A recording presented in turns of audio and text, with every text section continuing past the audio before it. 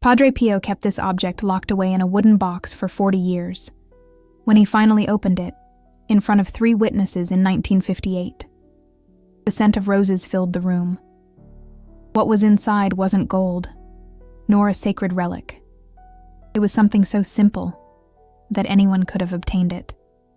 But what he did with this object on that day saved an entire family from spiritual destruction, and the Vatican kept it silent for decades. Have you ever felt like your home isn't really yours anymore? That something unseen walks the halls at night? That your children wake up screaming for no reason you can understand? That arguments start from nothing, as if some outside force is feeding the conflict?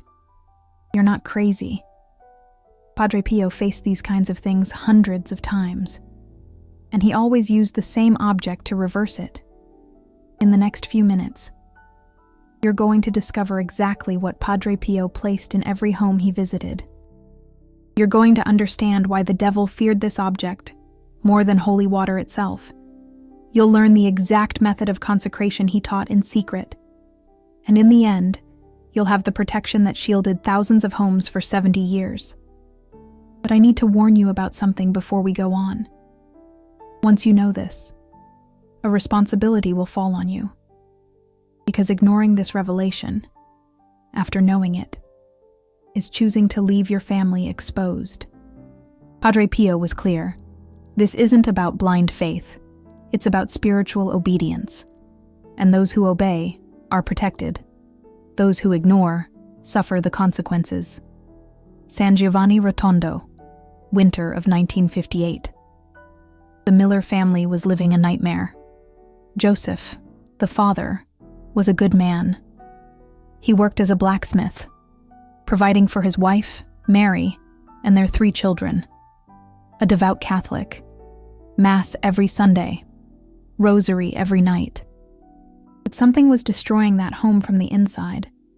It started with nightmares.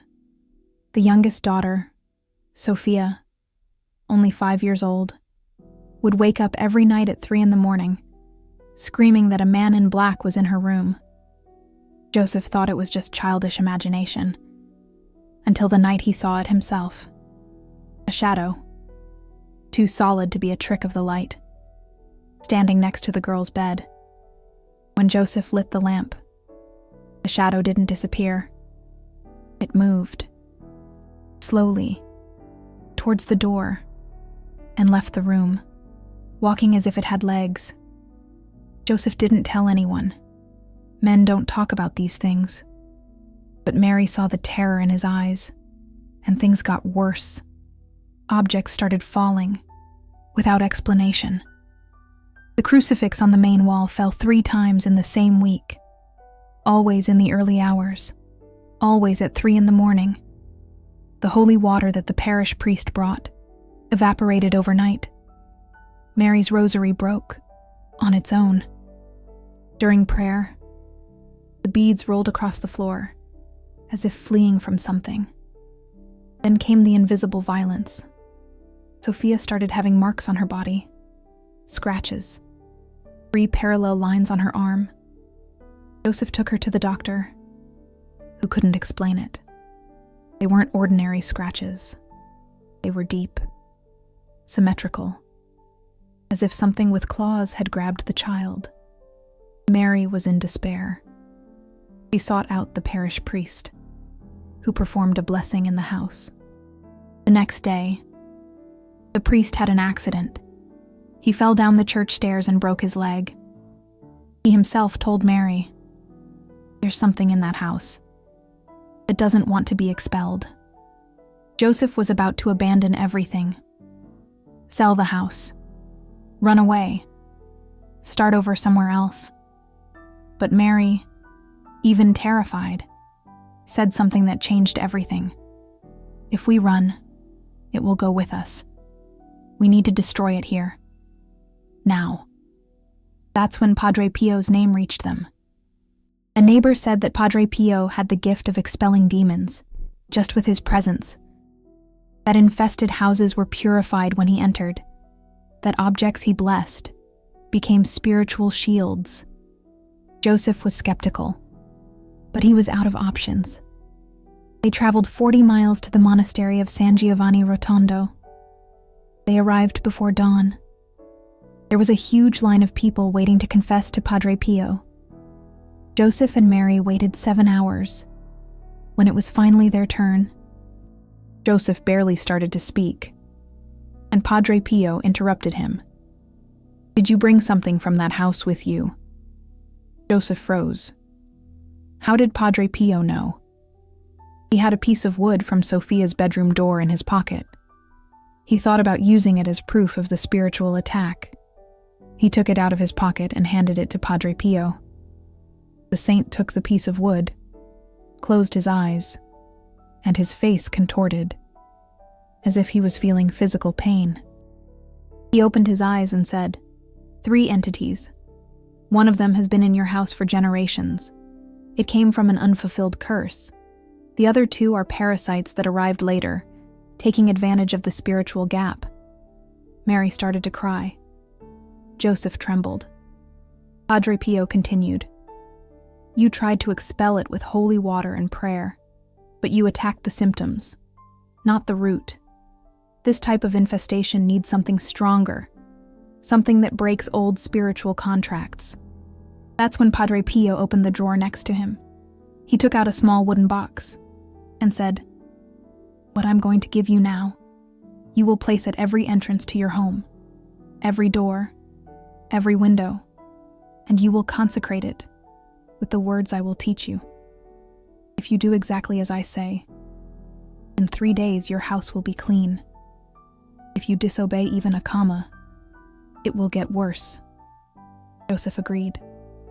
Padre Pio opened the box. Inside were dozens of silver medals. Small, simple, with the image of Saint Benedict on one side and a cross with letters on the other. Joseph was confused. Medals? Was that it? Padre Pio sensed the doubt, and his voice became firm as stone. "Don't underestimate what your eyes see. This medal carries 1,500 years of spiritual authority. Saint Benedict faced the devil himself, face to face, and won. The cross on this medal isn't just decoration. It's a map of spiritual battle. Each letter is a sentence of exorcism. When consecrated correctly, this medal becomes a portal of angelic protection." And then Padre Pio did something that Joseph would never forget. He took one of the medals, turned it to show the cross with the letters, and began to decipher the spiritual code. "See these letters around the cross? CSSML. It means crux, sacra sit mihi lux. The holy cross be my light." Every time a demonic entity tries to enter a space protected by this medal, this sentence is repeated in the spiritual world like thunder. And here, on the other side of the cross, NDSMD, non Draco sit mihi dux. Let the dragon, the devil, not be my guide. But it doesn't stop there. See these letters vertically and horizontally forming the cross? CSPB, Crux Sancti Patris Benedicti, Cross of the Holy Father Benedict. And at the 4 points of the cross, VRSNSMV, Vede retro satana nunquam suade mihi vana. Begone Satan, never tempt me with your vanities. And below, SMQLIVB, Sunt malaquae libas ipse venena bibas. The cup you offer is evil. Drink the poison yourself. Joseph stared, hypnotized, at the medal. Padre Pio continued, "This is not a recent invention. Back in 480 AD, Saint Benedict was residing in a monastery at Monte Cassino when envious monks attempted to poison him. They laced his food and wine with poison. But as Saint Benedict made the sign of the cross over the table before eating, the goblet containing the poisoned wine shattered on its own, and the poisoned bread was snatched from his hand by a raven, sent by God himself. The devil also tried to destroy him directly. He manifested in physical form, attempting to crush Saint Benedict with a gigantic stone. But when Saint Benedict traced the sign of the cross, the stone split in two without touching him. The devil fled, screaming in agony. For centuries, this story was passed down orally, until 1647, in an abbey in Bavaria, Germany, an ancient manuscript was discovered hidden within a wall. It dated back to 1415. It contained Saint Benedict's entire exorcism prayer, encoded in those letters. That's when they began to officially mint the medals. Padre Pio then picked up another medal and showed Joseph the other side. Here is Saint Benedict, holding the cross in his right hand and the book of monastic rules in his left. Around him is written, Ius in obitu, nostro praesentia muniamur, which translates to, may we be protected by his presence in the hour of our death. And there's more. See that chalice at his feet with the serpent emerging? It represents the poison being expelled. And on the other side, the raven, it represents divine protection against hidden traps. This medal isn't some good luck charm, Joseph. It's a weapon of spiritual warfare, forged in the fires of real battles between saints and demons. When you place it in a home and consecrate it correctly, you're declaring to the spiritual world, this territory operates under the authority of Christ and Saint Benedict. And every spirit that does not submit to Christ must depart. Now, do you understand why the devil fears this more than holy water? Holy water purifies. But this medal decrees expulsion and closes portals. It's the difference between washing a wound and stitching it closed. Joseph held the medals with a newfound reverence. But Padre Pio wasn't finished. Padre Pio took 7 medals from the box. He placed them in Joseph's hand and began to teach him the method. First, you will fast for 1 day. No meat, no vices, just bread, water, and prayer. The next day, at dawn, before the sun rises, you will begin at the front door. Hold the medal in your right hand. Recite 3 Hail Marys aloud. Then, trace the sign of the cross with the medal on the doorframe, while saying, by the power of Saint Benedict, and by the authority of Christ, I declare this entrance sacred territory, closed to every unclean spirit, open only to angels of the Lord. Joseph noted down every word. Padre Pio continued, repeat this at every door and window in the house. When you finish, take the main medal, the largest one, and bury it in the center of the house, beneath the floor, or the foundation if possible.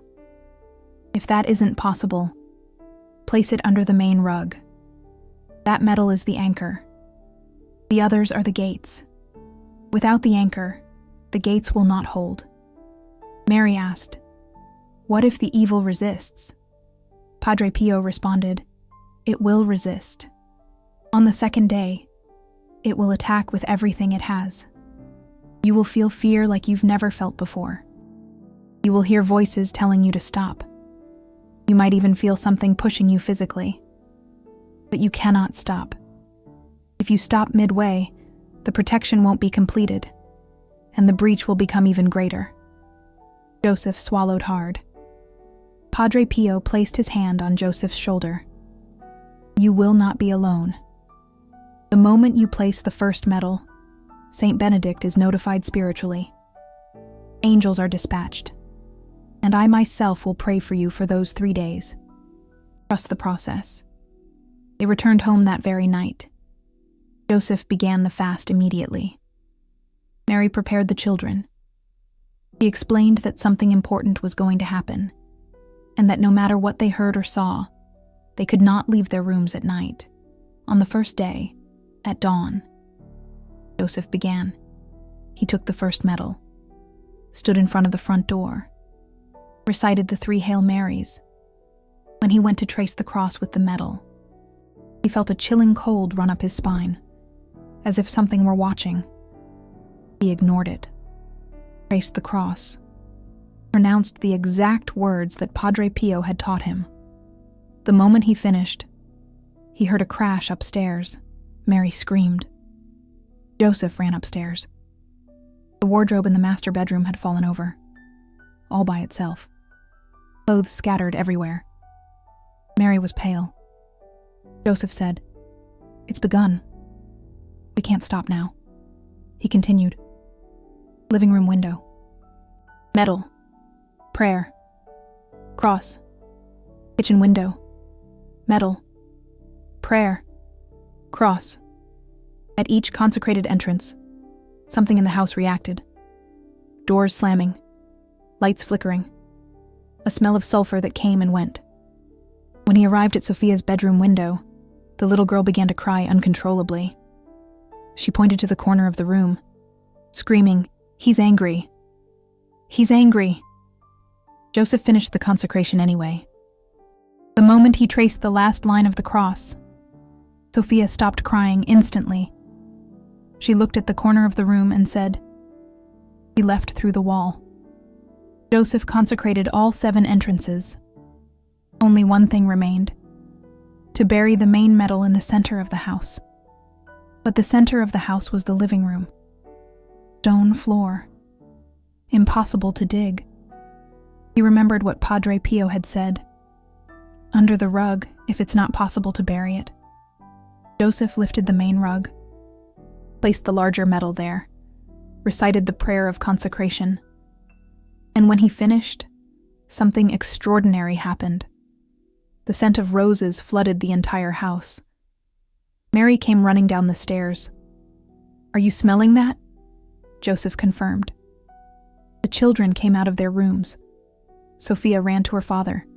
"The man in black is gone. He's gone." That night, for the first time in months, the Miller family slept in peace. No screams, no nightmares, no shadows. But Padre Pio had warned, the second day would be the worst. And it was. In the early hours of the second day, Joseph woke up with a weight on his chest, literally, as if something were sitting on top of him. He couldn't move, couldn't scream, only observe the darkness of the room moving, forming something, a human silhouette, but distorted, too long, arms too thin. A voice whispered in his ear, "Take down the medals. Take them down now, or your daughter dies tonight." Joseph felt pure panic, but he remembered Padre Pio's words. It will attack with everything it has. You might feel something pushing you physically, but you cannot stop. With all the strength he had, Joseph moved his lips. He began to recite the Lord's Prayer. With each word, the weight on his chest lessened. When he reached "Deliver us from evil," the weight disappeared completely. The silhouette in the darkness dissolved like smoke. Joseph got out of bed sweating. He checked Sophia's room. She was sleeping peacefully. He checked all the medals. They were still in their places. He went back to bed and didn't sleep the rest of the night. He just prayed. The third day dawned in silence. There were no attacks, no noises, no apparitions. The house was different, lighter. Mary commented that it felt like the air was easier to breathe. The children played without fear. As dusk settled on the third day, Joseph was in his workshop when he heard knocks on the door. He opened it.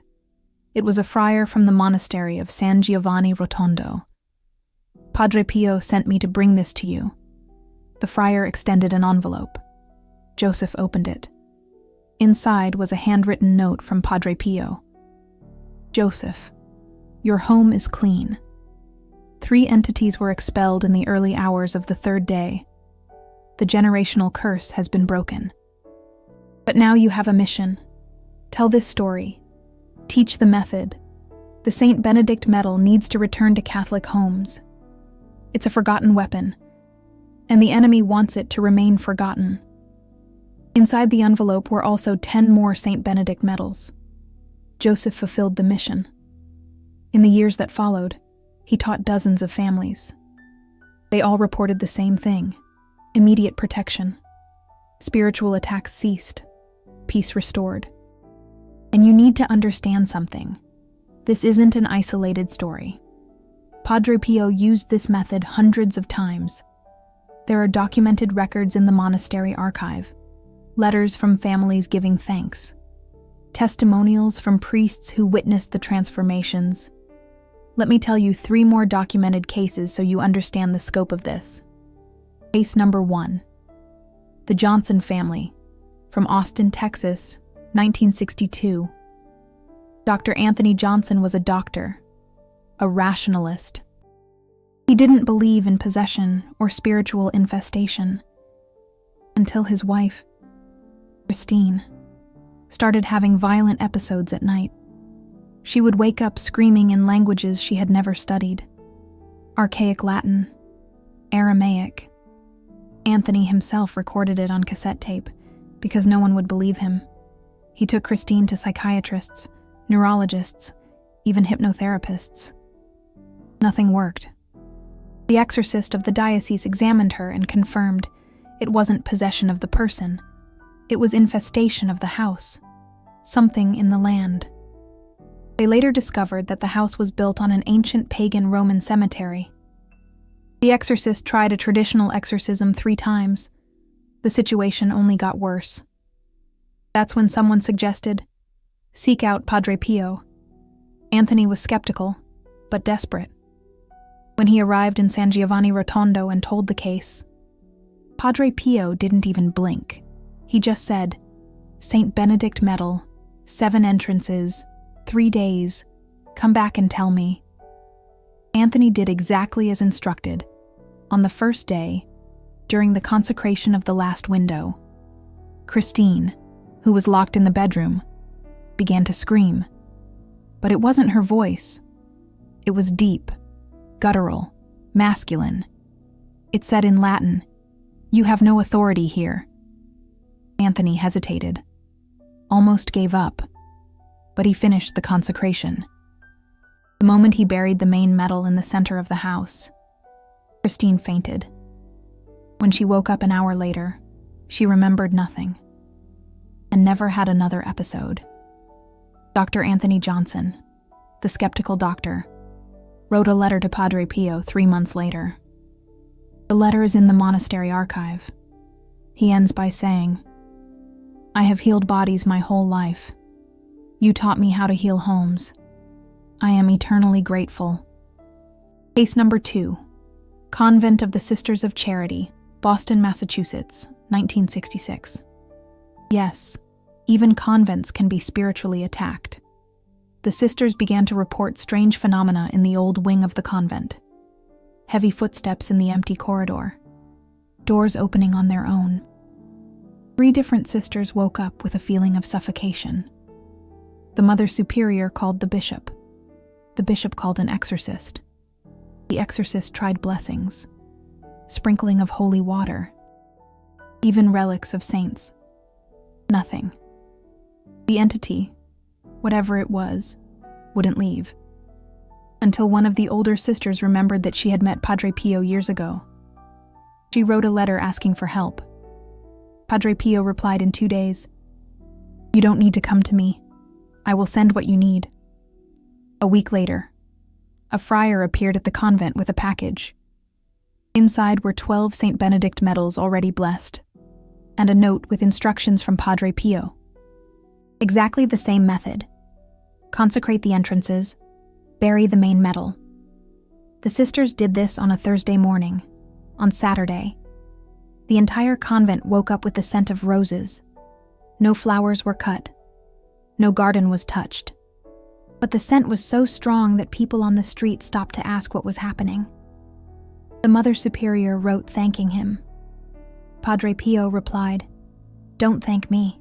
Thank Saint Benedict, and keep the medals in place. They are permanent spiritual sentinels." Case number 3, and this is the one that impresses me the most. Detroit, Michigan, 1969. 1 year before Padre Pio died, a family of Albanian refugees arrived in the United States fleeing the communist regime. They got a small, old, almost abandoned house. On the first night, the 6-year-old daughter woke up screaming. She said there was a man on the ceiling looking at her. The father thought it was trauma from exile. But on the second night, he saw it himself. It wasn't a hallucination. It was a shadow. On the ceiling, inverted, as if it were nailed upside down. They were Orthodox, not Catholic. But the Catholic neighbor heard the screams and suggested, "There's a saint nearby, Padre Pio. He solves these things." The Albanian father, George was his name, went to San Giovanni Rotondo. Padre Pio was old, weak, almost at the end of his life. But when he heard the story, his eyes lit up. He said nothing, just opened the drawer, took 9 Saint Benedict medals and put them in George's hand. George asked in broken Italian, "But I'm not Catholic." Padre Pio replied, "The devil doesn't ask your religion before attacking. And Saint Benedict doesn't refuse protection to those who ask with sincere faith. Do what I'm going to teach you." George did it, even though he wasn't Catholic, even though he didn't understand Latin, even though he found it strange. He consecrated each entrance. He buried the medal. On the 3rd day, the shadow on the ceiling disappeared and never came back. 6 months later, Padre Pio passed away. George heard about it on the radio. He went to the monastery for the funeral. He took the whole family. And there, in front of Padre Pio's coffin, George knelt and wept.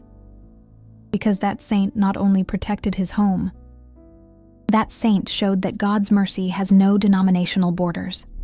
3 cases, 3 families, 3 confirmations that this isn't folklore, it's real, it's effective, and it's available to you. But why doesn't the Church talk about this more? Because in the 1960s, with the Second Vatican Council, there was a movement of liturgical simplification. Many old devotional practices were seen as superstition. The Saint Benedict medal was one of them. It wasn't prohibited, but it stopped being promoted. It stopped being taught. And an entire generation of Catholics grew up without knowing the power it carries. Padre Pio knew this was going to happen. That's why he told Joseph, "Tell the story. Keep it alive. Now you know. And here's what you need to do. First, get a Saint Benedict medal. It can be bought in Catholic stores. It can be ordered online. It can be requested in any parish. What truly matters is its authenticity. The true medal depicts Saint Benedict on one side, holding a cross and a book. On the other side, there's a cross inscribed with the letters CSSML, NDSMD. These are Latin abbreviations for an exorcism. Crux, sacra sit mihi lux. Non Draco sit mihi dux. May the Holy Cross be my light. Let the dragon never be my guide. Secondly, have the medal blessed by a priest. Not just any blessing. Specifically request the Saint Benedict blessing. It's a specific exorcism prayer that activates the spiritual authority of the medal. If the priest is unfamiliar, show him the prayer.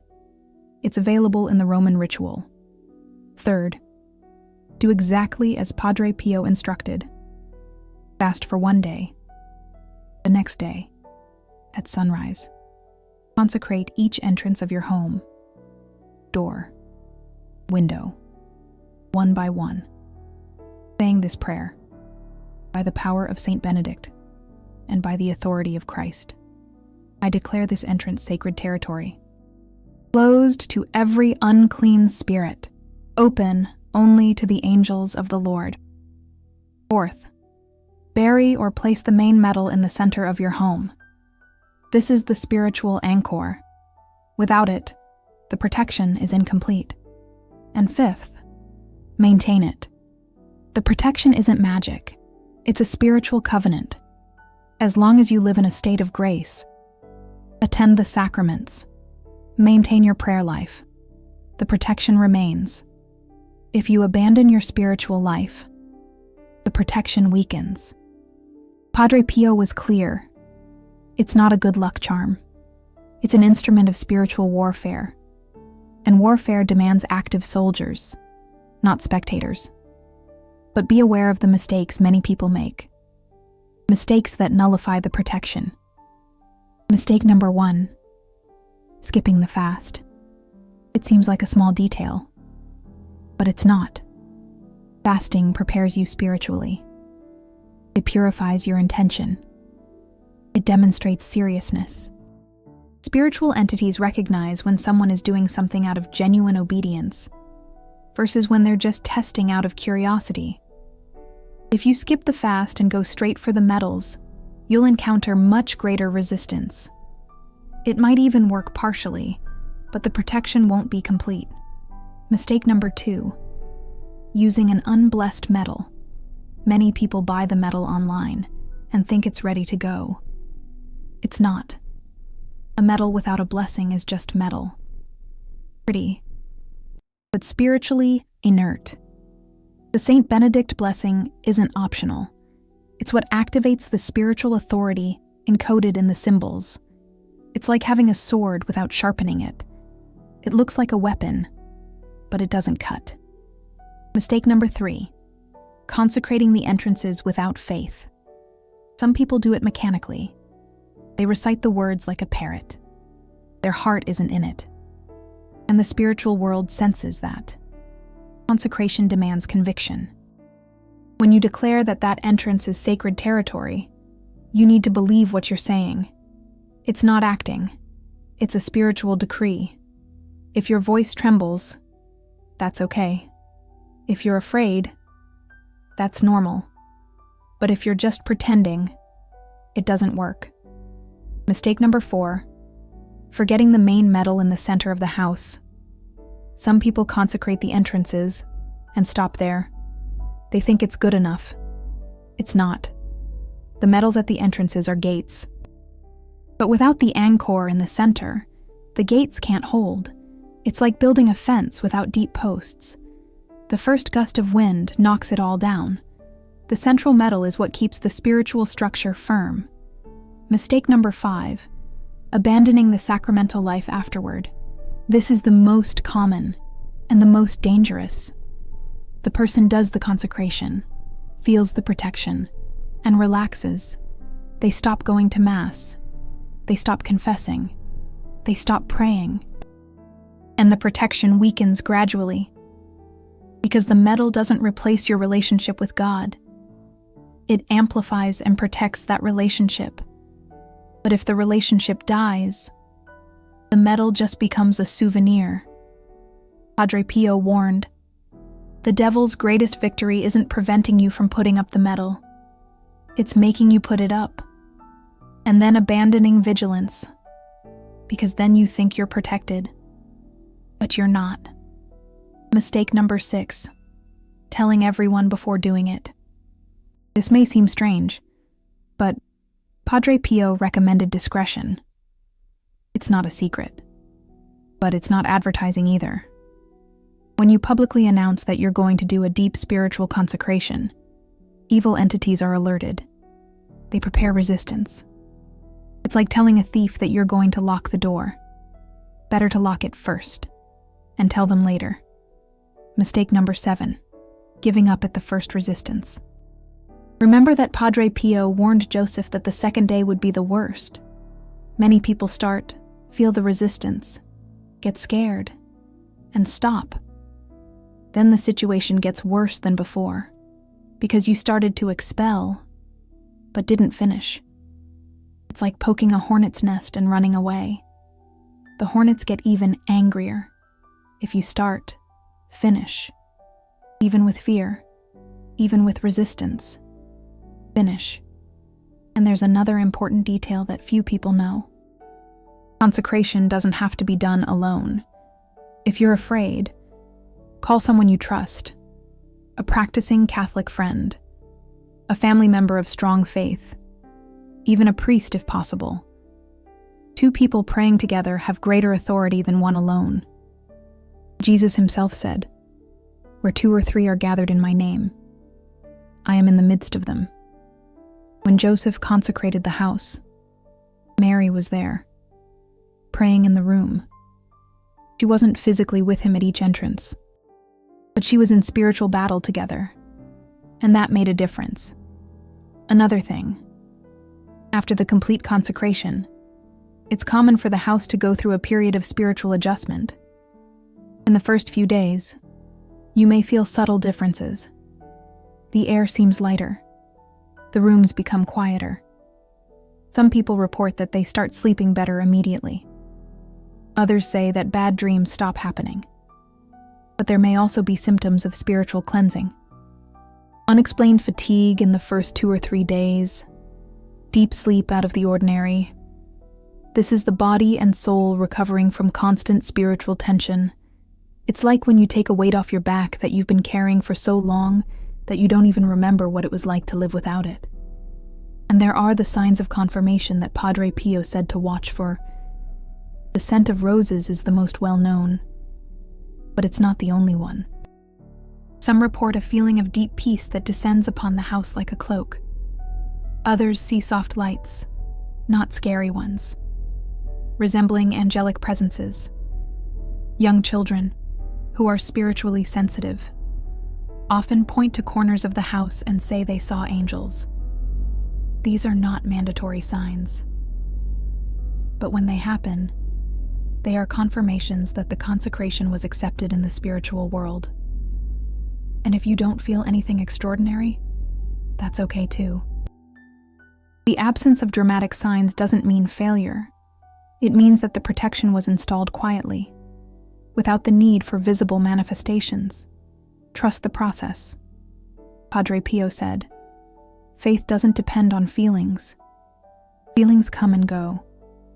But the protection of God remains for those who obey." You have just received one of the most powerful revelations that Padre Pio left for Catholic families. The object that transforms any house into a protected refuge is not expensive. It's not rare. It's not inaccessible. It's a Saint Benedict medal, properly consecrated. But this revelation came at a cost. Producing videos like this isn't easy. Every piece of information here has been checked against historical archives, original letters from Padre Pio, documented testimonies. There are forces that don't want this to be revealed. Channels that speak these truths face attacks, demonetization, censorship. YouTube created Super Thanks exactly for this reason. So you can directly support those who bring content that institutions don't have the courage to promote. When you click that golden heart down there, you're not just giving financial support. You're saying, these truths need to keep reaching families who are suffering. You become a guardian of this revelation, part of the mission that Padre Pio left behind. And if these words have touched your soul, if you feel like this reached you at the right moment, consider using Super Thanks. Because the more people who support, the more videos like this we can produce, the more families we can reach, the more homes we can protect. Padre Pio used to say, "Whoever spreads divine truth is protected by angels." Be a part of that. Now, let's get to the practical part that will change your home today. As soon as you get a blessed Saint Benedict medal, there's a personal consecration prayer that Padre Pio recommended. This prayer creates a spiritual bond between you and Saint Benedict. It strengthens the authority you carry when consecrating the house. The prayer is this: O glorious Saint Benedict, sublime model of virtue, pure vessel of God's grace, behold me humbly kneeling at your feet. I implore you in your loving kindness to pray for me before the throne of God. To you I have recourse in the dangers that daily surround me. Shield me against my enemies, both visible and invisible, and under your mighty protection, keep me safe from all harm. Obtain for me the grace to imitate you in all things, that, following your holy footsteps, I may be pleasing in the sight of God. Amen. Pray this prayer every day for a week before consecrating the house. This prepares the spiritual ground. On the day of consecration, some families have reported phenomena. Don't be alarmed. It's normal. There have been cases of lights flickering, strange noises, a feeling of presence. This is not a sign of failure. It's a sign of spiritual resistance. Demonic entities don't leave without a fight. If that happens, don't stop. Keep going. Pray louder. Trace the cross with more firmness. Declare the authority of Christ with more conviction. And if the fear is too intense, call someone you trust. Ask them to pray with you over the phone. Don't face it alone. After the consecration is complete, many families report signs that the protection has been activated. The most common is the scent of roses. That's the classic sign of Padre Pio's presence.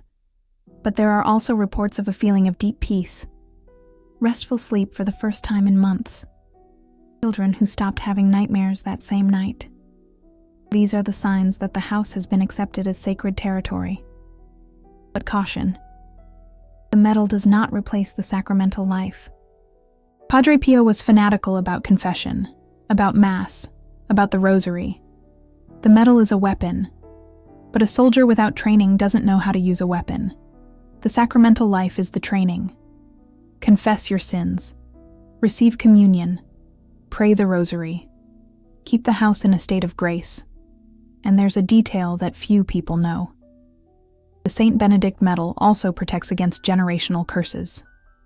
Those things that pass from generation to generation in the family. Addictions. Inexplicable illnesses. Patterns of self-destruction.